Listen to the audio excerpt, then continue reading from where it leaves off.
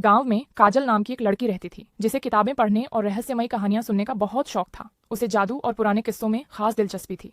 एक दिन जब काजल जंगल में घूम रही थी उसे एक पुरानी और जर्जर झोपड़ी मिली। काजल की उत्सुकता उसे उस झोपड़ी के अंदर खींच लाई। झोपड़ी धूल और मकड़ी के जालों से भरी हुई थी, लेकिन एक कोने में उसे एक अजीब चमचमाता झाड़ू दिखाई दिया। काजल ने जैसे ही झाड़ू को उठाया वह हल्का सा हिलने लगा।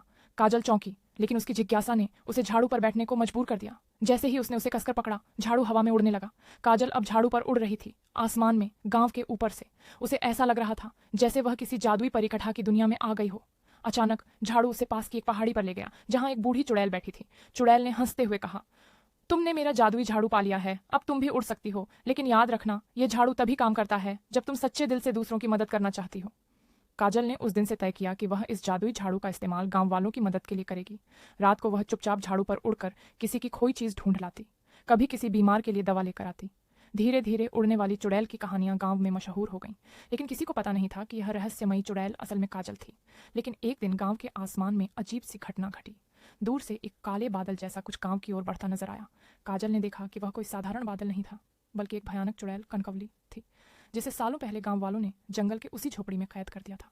अनजाने में काजल ने झाड़ू उठाकर उसे आजाद कर दिया था, और अब कनकवली अपना झाड़ू वापस लेने और गांव से बदला लेने आई थी। तुमने मेरा झाड़ू चुरा लिया, अब तुम्हें इसकी सजा मिलेगी, कनकवली गुस्से से चिल्लाई। काजल ने झाड़ू को कसकर पकड़ा, लेकिन उसे महसूस हुआ कि झाड़ू उसकी पकड़ से फिसलने लगा था। कनकवली का जादू बहुत ताकतवर था और वह काजल को मात देने के लिए तैयार थी।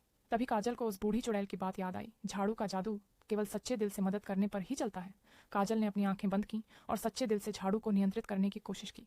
अचानक झाड़ू चमकने लगा और काजल ने उसे पूरी ताकत से पकड़ लिया। वह कनकवली की ओर तेजी से झाड़ू पर उड़ान भरते हुए गई और एक वार किया। एक तेज चमक के साथ कनकवली का जादू टूटने लगा और उसकी भयानक चीखों के बीच वह धुएं में बदलकर गायब हो गई। काजल ने एक गहरी सांस ली। अब वह जान चुकी थी कि झाड़ू केवल जादू नहीं था,